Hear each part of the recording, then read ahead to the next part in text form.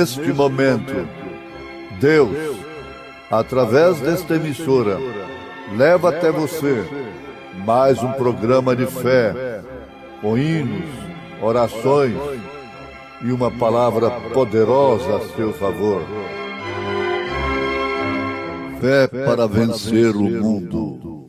Somente crer, somente crer, tudo é possível, somente crer, somente crer, somente crer, tudo é possível, somente crer.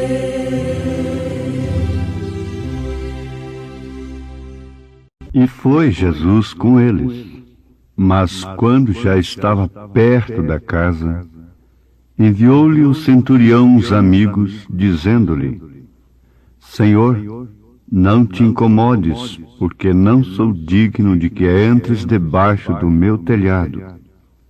E por isso nem ainda me julguei digno de ir ter contigo. Dize, porém, uma palavra, e o meu criado será curado.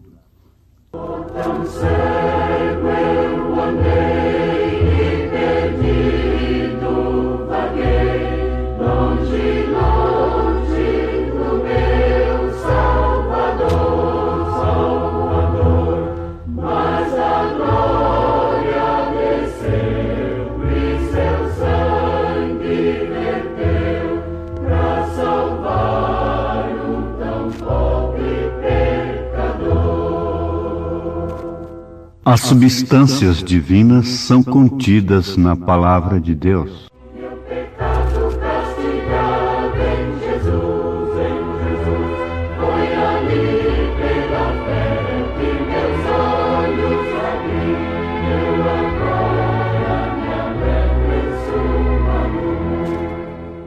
Vamos pensar sobre fé real. E falando em fé real, nós formulamos uma pergunta pelos nossos ouvintes. Existe fé que não seja real? Sim, perfeitamente. Mesmo endereçada a Deus. Existe a fé emotiva, supersticiosa, religiosa. E no fim, as pessoas, o mundo chamado cristão, tem fé de acordo com seu credo, de acordo com seu dogma.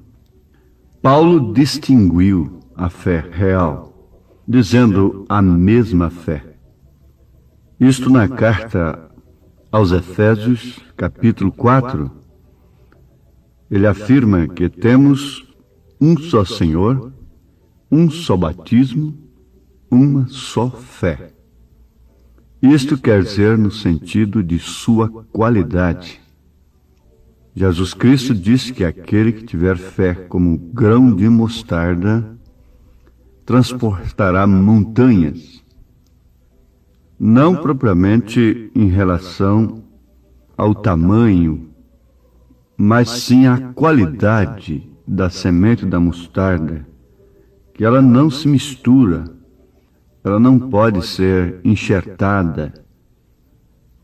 Ela é ela, sempre ela. Assim também é a fé real, ela é sempre ela.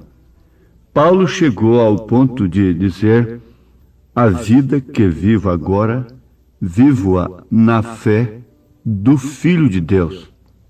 Antes ele tinha fé em Deus. Era seguidor, ele era zeloso, ele era fariseu e tinha fé em Deus. Mas depois ele disse: agora a vida que eu vivo, vivo-a na fé do Filho de Deus. Então, em síntese, nós já encontramos a distinção da fé. Fé, de acordo com o pensamento de um grupo, ela tem controvérsia com outro grupo e assim por diante.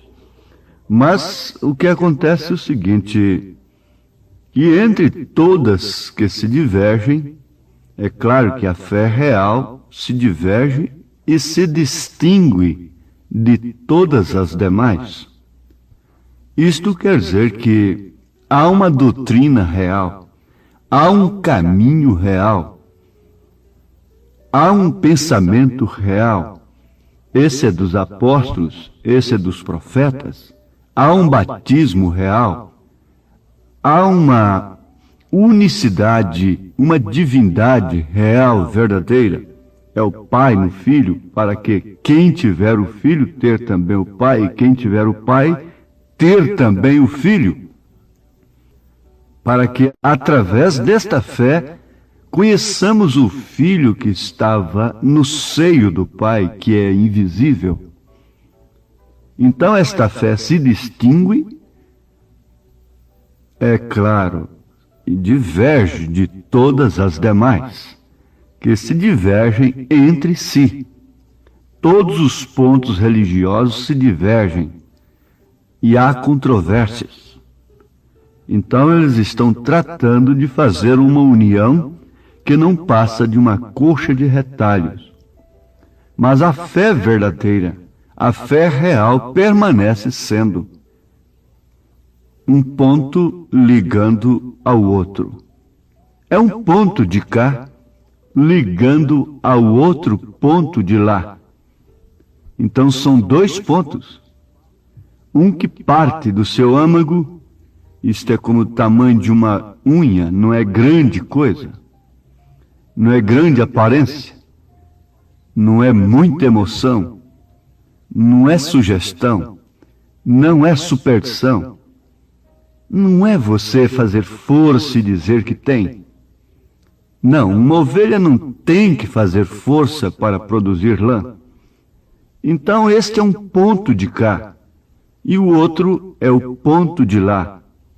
Um ponto ligado ao outro por substâncias divinas, não por uma linha imaginária, porque a imaginação é um dos sentidos do espírito. E há muita gente ligada aos céus através de imaginações, de linhas imaginárias, que pensam ser assim, tiram conclusões teológicas que sempre se divergem.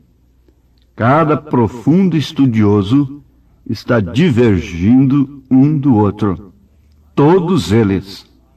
Mas há um mesmo batismo. Há um mesmo Senhor, há uma mesma fé. Isso continua sempre, porque isso é Deus. E Deus é o mesmo ontem, hoje e eternamente. Você, portanto, não está ligado aos céus por uma linha imaginária, que parte de sua mente alimentada por instruções de um dogma, de princípios de uma igreja, mas sim pela divina revelação do Espírito Santo. É um fundo que clama o fundo porque é um fundo para responder. Você não pode buscar isto em fontes erradas. Você nesse instante se lembra do menino que estava comendo borracha, pedais de bicicleta, borracha de escola, e foi levado à junta médica. E a junta médica concluiu que estava faltando enxofre no organismo da criança. E então, ele estava buscando enxofre numa fonte errada. Os médicos, concluindo isto, deram, através de uma fonte correta, enxofre para a criança. E a criança parou de comer borrachas. Se você receber, de fato, a verdadeira mensagem do dia, do profeta de Deus para esta era, você vai parar de comer borracha. Você não estará buscando o arrebatamento em revelações falsas, comerciais, religiosas. Você não terá uma fé emotiva que pode ser esfriada e decepcionada a qualquer momento. Você não terá fé em nenhum homem sequer, diz o profeta, porque o homem tem por obrigação de falhar para que Deus seja Deus. O homem tem por obrigação de falhar para que Deus continue sendo Deus, o único no qual devemos ter fé. Quanto mais um homem é usado legitimamente nas mãos de Deus, mais o povo corre o risco de idolatrá-lo e estabelecer uma fé em Deus através daquele homem. E há muita gente que tem feito isto através do próprio profeta desta era, o que ele não aceitou definitivamente. Ele diz: Deus permite que o homem falhe, para que ele continue sendo Deus, para que você, então, demonstre a qualidade de fé que você tem. Agora, ouvintes, esta qualidade é distinta e ela diverge de todas as demais, ela se distingue de todas as demais. Baseia-se, na verdade, em substâncias divinas. As substâncias divinas são contidas na palavra de Deus, nas promessas divinas. Agora, não há substância sem palavra, se tratando do espiritual. Por isso, nós afirmamos que é um ponto de cá ligado ao outro ponto de lá, não por uma linha imaginária, não por um pensamento, mas sim por uma substância. Essa substância é a palavra. Moisés baseou-se numa substância divina, lá no Mar Vermelho. Deus mandou que ele tocasse com a vara torta no mar. Aquilo tudo era um tipo do que ele tinha na mão. Era Deus em simplicidade, formando uma substância, para que Moisés cresce. Na verdade, veja, Moisés creu foi na palavra de Deus. Quando Deus disse, diga a Israel que marche, ele disse, fale a palavra. E quando Moisés não quis usar a essência dessa substância e tocou na rocha, então veio uma sentença sobre ele, para assim cumprir nele o seu tipo verdadeiro, que era o tipo de Cristo. A segunda vez, a rocha não deveria ser ferida. O que fizeram agora? Crucificaram a Cristo novamente, rejeitando a revelação dos 7 selos. Você pensa que as denominações somente rejeitaram a revelação dos 7 selos? Há muita gente da mensagem dizendo crer no profeta, rejeitando a revelação dos 7 selos, dizendo que eles não foram revelados ainda. E por isso estão crucificando a Cristo novamente. Esta é a grande verdade. Mas Moisés baseou-se em substância. Na verdade, tudo procedia e precedia da palavra de Deus. Quando Deus mandou tocar, está bem, isto era a palavra de Deus. Mas quando Deus disse para não ferir, então aquilo era a palavra falada apenas. A meretriz Raabe baseou-se numa substância. Não foi propriamente no cordão vermelho que ela creu, mas foi na palavra dos espias, dos homens de Deus. Se eles dissessem, você apenas fique ali em pé na porta, com a mão levantada, ela creria na palavra deles. Ela não arranjaria outro meio. Então ela dependurou um cordão vermelho, porque aquilo se tratava de uma substância real e verdadeira, apontava para o sangue de Jesus Cristo, no qual nós devemos ter fé, fé real, sem nenhuma linha imaginária. mas um ponto ligando ao outro. Pedro disse depois de batalhar durante toda a noite: sob tua palavra lançarei a rede. Isto era tudo. E isso foi tudo. O centurião disse: não sou digno de que entres debaixo do meu telhado. Dize, porém, uma palavra e o meu criado sarará. Ora, o que estamos querendo? Emoção. O que estamos querendo? Espetáculo. O que estamos querendo? Satisfazer a nossa visão, a nossa audição, o nosso paladar, o nosso olfato, o nosso tato, o nosso raciocínio, a nossa imaginação, o nosso afeto, e assim por diante. Nós estamos pensando em fé perfeita quando vemos perfeição no homem, quando a nossa visão, quando nós podemos falar bem do homem, então nós vemos nele perfeição. Ninguém podia falar mal de Caifás, ninguém podia falar mal de Anás, ninguém podia falar mal daqueles fariseus, daqueles sacerdotes, mas Deus não viu neles nenhuma coisa a não ser semente da serpente, que por excelência é religiosa. Agora, ninguém podia falar bem de Maria Madalena, ninguém podia falar bem de um ladrão, ninguém podia falar bem nem mesmo de Pedro, porque ele não tinha bem algum, em tesouro algum, intelecto, letras e coisas assim, para depois se tornar um indicador até de como o povo deveria ser batizado, e até a ordem e conduta das mulheres e dos homens e tantas outras coisas. Ninguém podia falar bem dele como um líder religioso, como um verdadeiro pastor. Podia falar bem dele como um pescador, como um homem comum, como um vendedor de peixe. Mas ninguém podia falar bem dele como um apóstolo base, que tinha chaves do reino dos céus em suas mãos para responder: arrependei-vos e cada um de vós seja batizado em nome de Jesus Cristo.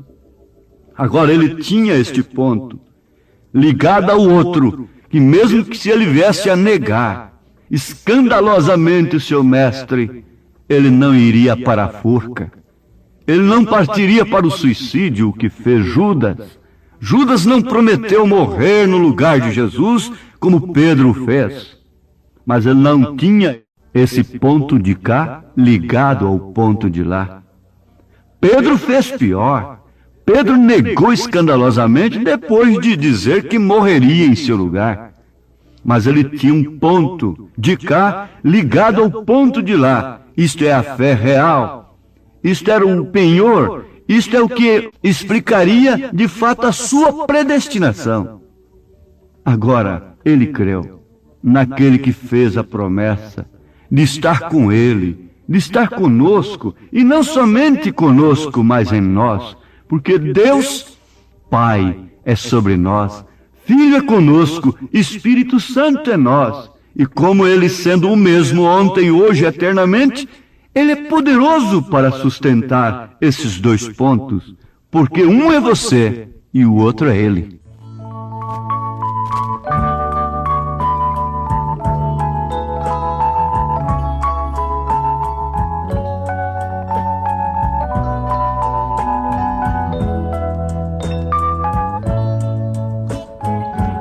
Jesus fez a promessa, conosco estaria até o fim, e os sinais seguiriam a todo que crê. Ele falou assim: caiam montes e os homens, mas sua promessa sempre está de pé. Ele nos tem provado de quem não mudou. Poderoso ele é, poderoso ele é, e em nada mudou, nem está nossa fé. Poderoso ele é, poderoso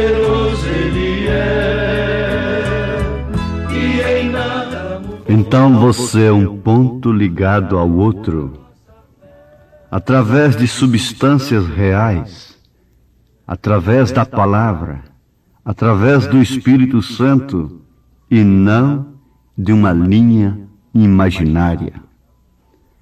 Você está ligado através da predestinação, da eleição, e não importa quantos sulavancos você vai receber durante a viagem. O importante é que você chegará são e salvo no porto. Oh, agora olhe com desprezo para suas fraquezas. Olhe com desprezo para suas doenças. Olhe com desprezo para a fé incorreta, supersticiosa, emotiva, que exige coisas para os olhos ver, coisas morais, sociais, religiosas, materiais, realizações. Dá um desprezo a isto, vire as costas para isto, fique sozinho, fique sozinha, tenha coragem. Esta é a fé real. Então você se encontra ligado, como filho pródigo, não teve jeito de desligar-se do seu pai, porque aquilo era sangue. Sangue que foi rico, abastado, sangue que estava podre ali, fisicamente sujo, padecendo fome, mas era o mesmo sangue.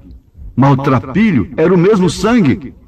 E quando chegou na casa do pai, era o mesmo sangue. Sujou a roupa, mas não sujou o sangue. Deus te abençoe agora. Deus te dê essa fé real, verdadeira, como filho de Deus, em nome de Jesus Cristo. Amém.